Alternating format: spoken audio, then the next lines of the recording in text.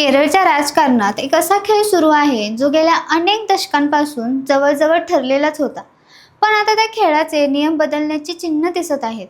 एकीकडे डाव्या विचारसरणीची भक्कम परंपरा, दुसरीकडे काँग्रेसच्या नेतृत्वाखाली मजबूत आघाडी आणि या दोन्हींच्या मध्ये हळूहळू आपली जागा निर्माण करण्याचा प्रयत्न करणारी तिसरी शक्ती.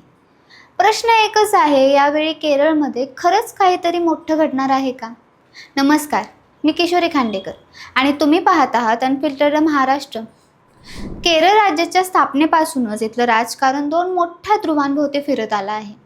एक म्हणजे कम्युनिस्ट विचारसरणीवर आधारित कम्युनिस्ट पार्टी ऑफ इंडिया आणि दुसरं म्हणजे इंडियन नॅशनल काँग्रेस. या दोन्ही पक्षांनी त्यांच्या आघाड्यांसोबत राज्यावर आलटून पालटून सत्ता गाजवली. त्यामुळे इथं राजकीय स्पर्धा ही नेहमीच द्विध्रुवीय राहिली. LDF विरुद्ध UDF. या द्विध्रुवीय राजकारणामुळे तिसऱ्या कोणत्याही शक्तीला इथं फारशी संधी मिळाली नाही. पण आता परिस्थिती बदलते का? कारण मैदानात उतरलेला आहे देशातील सर्वात मोठा पक्ष भारतीय जनता पार्टी. सध्या केरळमध्ये सत्तेवर आहे डाव्या पक्षांची आघाडी.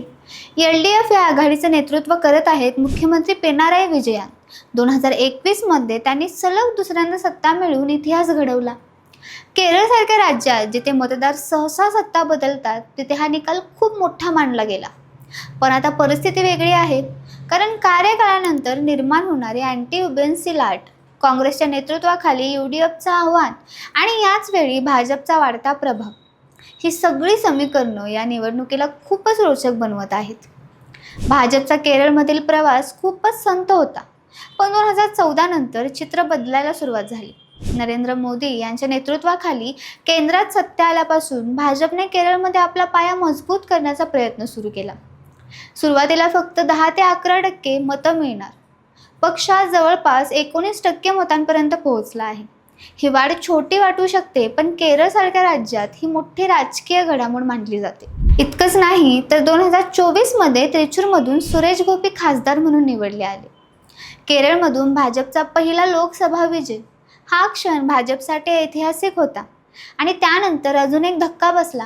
तिरुअनंतपुरम महानगरपालिकेत भाजपचा महापौर निवडून आला. दशकानुदक्ष कम्युनिटी वर्चस्व असलेल्या या ठिकाणी भाजपने 101 पैकी 50 जागा जिंकत सत्ता काबीज केली. हा केवळ स्थानिक विजय नव्हता, तर तो एक मोठा संकेत होता. भाजप आता केरळमध्ये फक्त उपस्थित नाही तर स्पर्धक बनतोय. या पार्श्वभूमीवर भाजपचे प्रदेशाध्यक्ष राजीव चंद्रशेखर यांचा आत्मविश्वास वाढलेला दिसतो. ते सांगतात की पक्षाने स्थानिक निवडणुकांमध्ये मोठ्या प्रमाणावर उमेदवार उभे केले, संघटन मजबूत केलं आणि मतदारांपर्यंत पोहोच वाढवली. पण इथेच एक महत्त्वाचा ट्विस्ट आहे. लोकसभा निवडणुकीत वाढलेला मतांचा टक्का विधानसभा निवडणुकीत टिकेल का? कारण अनेक विश्लेषकांचं मत आहे की केरळमध्ये भाजपपेक्षा मोदींची लोकप्रियता जास्त आहे. म्हणजेच लोक मोदीसाठी मतदान करतात, भाजपसाठी नाही. हा फरक खूप महत्त्वाचा ठरतो.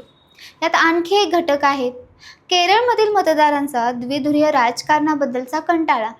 अनेक वर्षे LDF आणि UDF यांच्यातच सत्ताधार होत राहिल्यामुळे काही मतदार आता पर्याय शोधत आहेत आणि भाजप हाच पर्याय म्हणून स्वतःला सादर करण्याचा प्रयत्न करत आहे. पण भाजपासमोर सर्वात मोठा प्रश्न आहे त्यांची ओळख. देशाच्या इतर भागात हिंदुत्ववादी पक्ष म्हणून ओळखला असलेला भाजप केरळमध्ये त्याच प्रतिमेसह किती पुढे जाऊ शकतो? केरळमध्ये मुस्लिम आणि ख्रिश्चन समुदायांची एकत्रित लोकसंख्या जवळपास 45% आहे. त्यामुळे इथं केवळ हिंदुत्वाच्या आधारावर राजकारण करणं कठीण आहे. म्हणूनच भाजपने आपल्या प्रचारात विकास हा मुद्दा पुढे गेला आहे. त्यांचे विरोधक CPI आणि काँग्रेस मात्र सतत भाजपच्या हिंदुत्ववादी प्रतिमेवर बोट ठेवतात. त्यांचं म्हणणं आहे की केरळमध्ये बहुसंख्य हिंदूही धर्मनिरपेक्ष विचारांचे आहेत आणि ते भाजपकडे आकर्षित होत नाहीत. पण भाजपनेही आपली रणनीती बदलली आहे. त्यांनी ख्रिश्चन समुदायाकडे विशेष लक्ष दिलं आहे. चर्च भेटी, सणांमध्ये सहभाग आणि अगदी ख्रिश्चन उमेदवारांना तिकीट देणे, या सगळ्या गोष्टींमुळे भाजपने एक नवीन समीकरण तयार करण्याचा प्रयत्न केला आहे. याचाच एक भाग म्हणजे काँग्रेसमधून भाजपमध्ये आलेले काही नेते आणि उमेदवार. ते सांगतात की आता अल्पसंख्याक समुदाय भाजपला धोका म्हणून पाहत नाहीत, तर एक पर्याय म्हणून पाहायला लागले आहेत. मात्र काही तज्ज्ञ या रणनीतीकडे वेगळ्या नजरेने पाहतात. त्यांचं म्हणणं आहे की भाजप मुस्लिम फोबियासारखे मुद्दे पुढे करून हिंदू आणि ख्रिश्चन मतदारांना एकत्र आणण्याचा प्रयत्न करत आहे. म्हणजेच हा केवळ विकासाचा मुद्दा नाही, तर एक सूक्ष्म सामाजिक राजकीय खेळ आहे. दरम्यान काँग्रेस आणि डावे पक्ष भाजपच्या वाढत्या प्रभावाकडे फारसं गांभीर्याने पाहत नाहीत. त्यांचं म्हणणं आहे की भाजप अजूनही केरळमध्ये निर्णय शक्ती बनलेली आहे, पण तरीही भविष्यातील धोका लक्षात घेऊन ते सावध आहेत. आता प्रश्न असा आहे, या सगळ्या राजकीय समीकरणांमध्ये अंतिम निर्णय कोण घेणार? उत्तर स्पष्ट आहे. केरळचे मतदार ते पुन्हा एकदा पारंपरिक LDF वर्सेस UDF या लढतीला मत देतील का, की यावेळी ते तिसऱ्या शक्तीला भाजपला संधी देतील? ही निवडणूक फक्त सत्ता कोण मिळवणार यासाठी नाही, तर केरळच्या राजकारणाचा पुढचा अध्याय ठरवण्यासाठीचे आहे. जर भाजपने इथे ठोस कामगिरी केली तर केरळचं द्विध्रुवीय राजकारण कायमचं बदलू शकतं. पण जर ते अपयशी ठरले तर हा प्रयत्न अजून काही वर्षासाठी थांबेल.